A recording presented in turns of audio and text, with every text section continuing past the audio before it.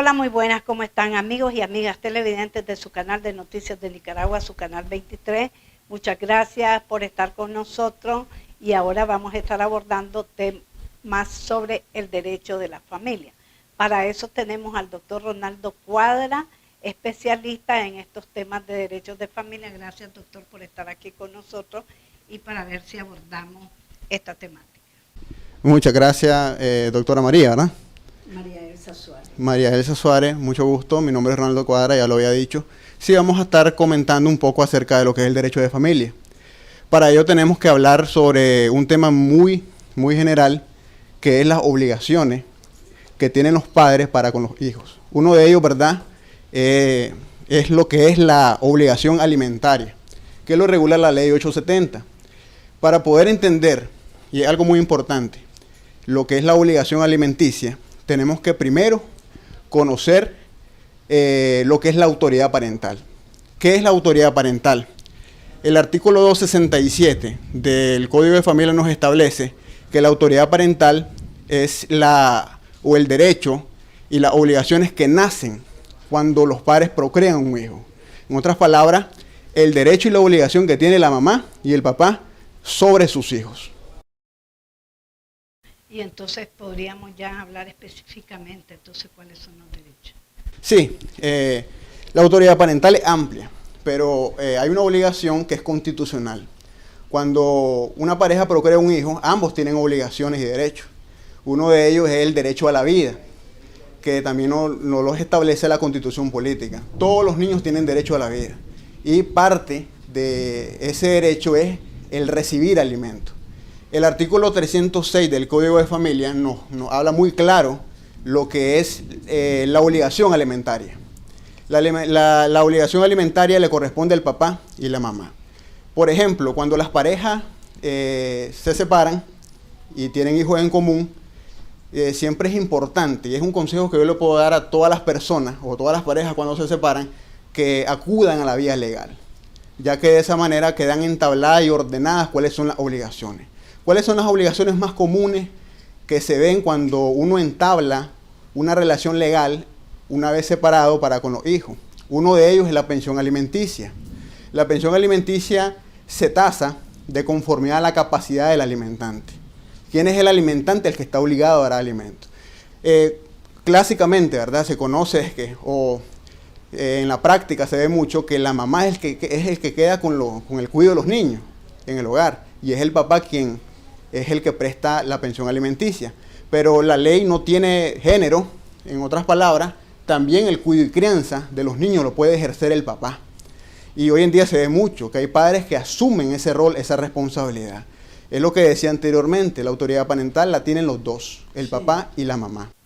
Supóngase que hay un divorcio y van a establecer cuánto va a dar para los niños esto. ¿Es exactamente el 50% cada uno, independientemente del ingreso salarial o los ingresos de cada quien? Bueno, licenciada, es muy interesante su pregunta, ya que cuando hay un divorcio, se tiene que hacer, ¿verdad?, cuando hay hijos, ante la vía judicial correspondiente. Se puede también hacer ante notario público. La ley lo establece así. Se puede hacer ante un notario público o se puede hacer, ¿verdad?, ante la vía judicial. Si se hace ante notario público, siempre se tiene que ratificar en los juzgados correspondientes. Entonces, usted decía acerca de lo que establece el porcentaje para con las obligaciones de los niños. Ejemplo, usted decía el 50%.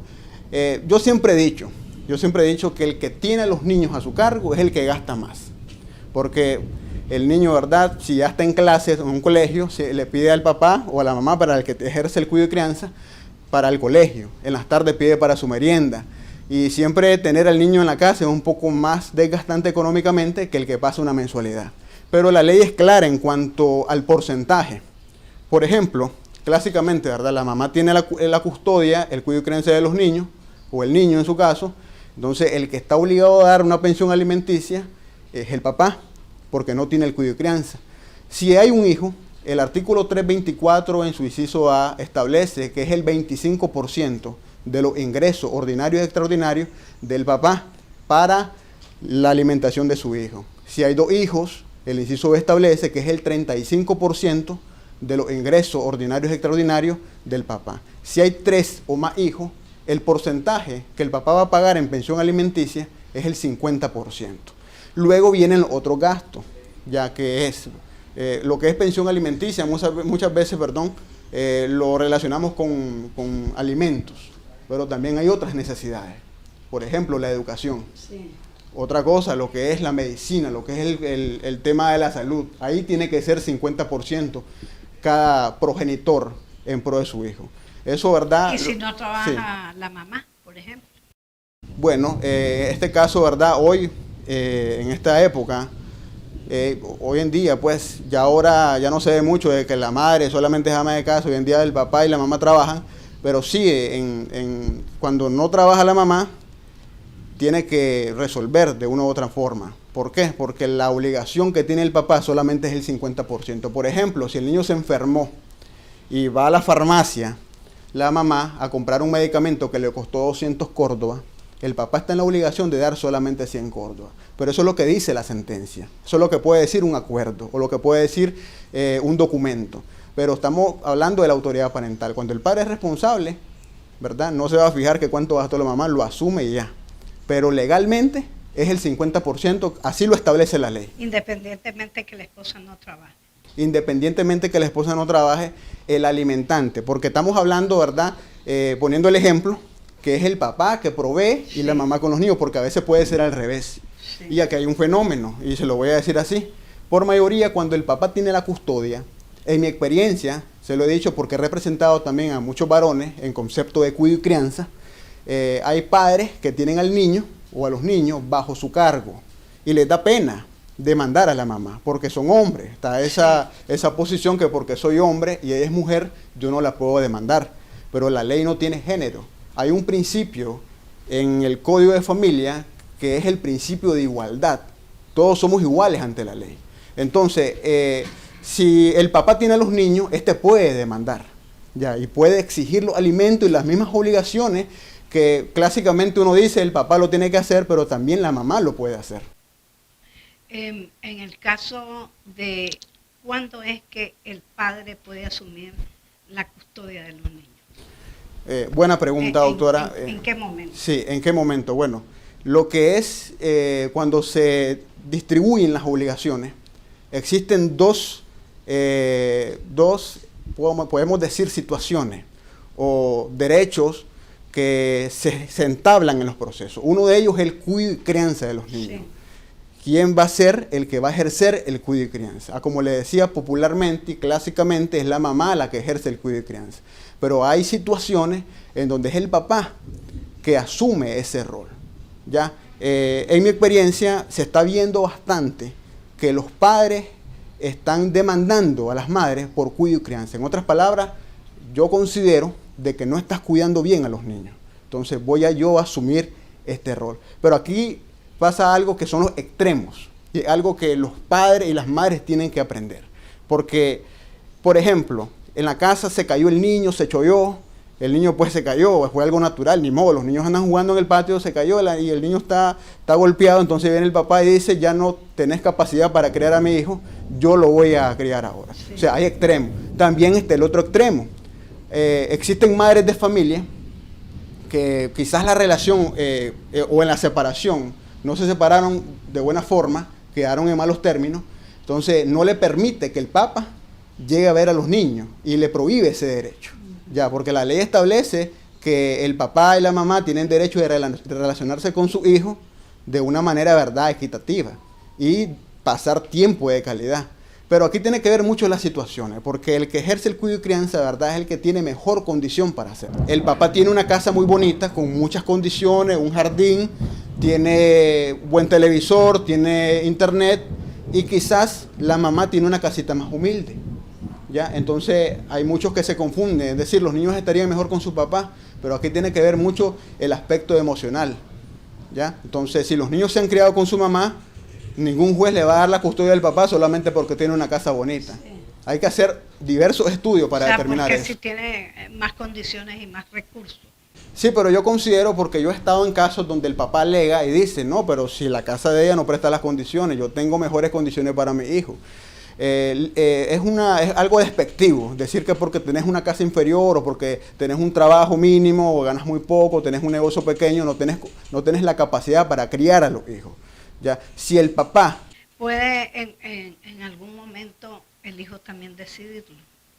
Yo quiero con mi mamá, yo quiero con mi papá.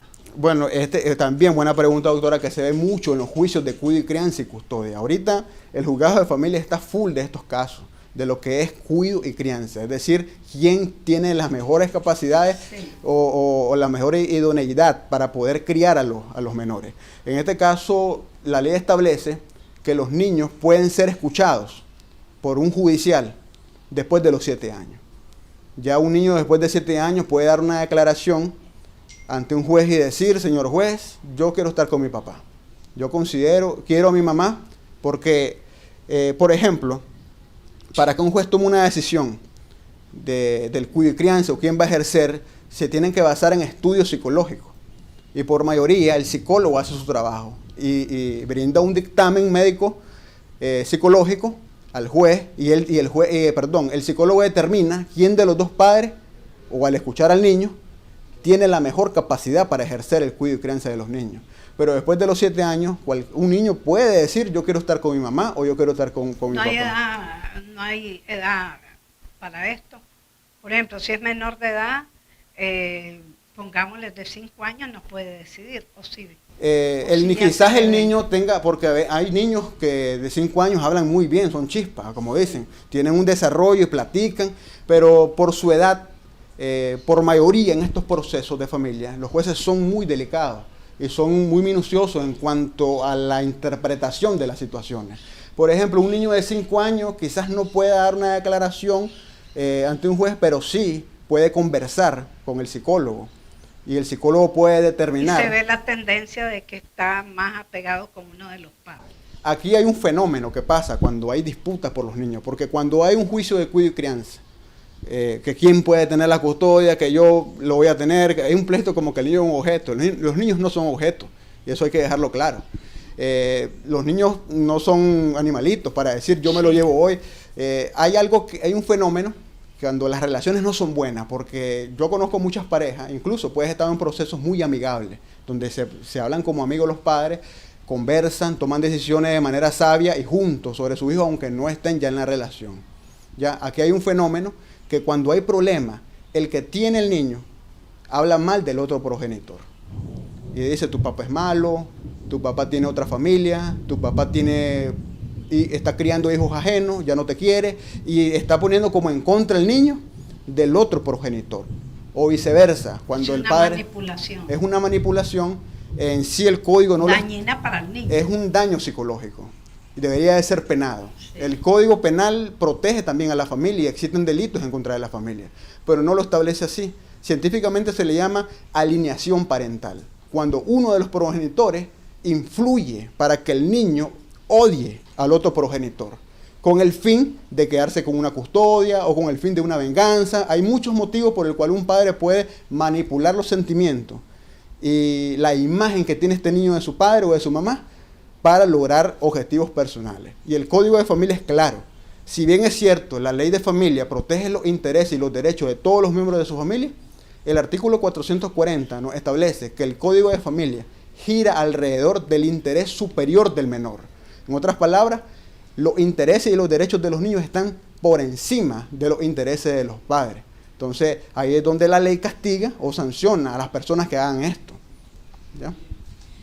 Bueno, doctor, ha sido muy interesante los temas. Le vamos a pedir aquí públicamente que podamos abordar específicamente temas y para que nuestro público televidente pueda conocer de estos casos, sobre todo los que están en situaciones precisamente que es para decidir cuido y custodia de los niños. Cuido y crianza de los niños. Cuido y crianza de los niños. Gracias, doctor, por haber estado con nosotros. Bueno, muchas gracias, amigos y amigas televidentes, y continúen con la programación.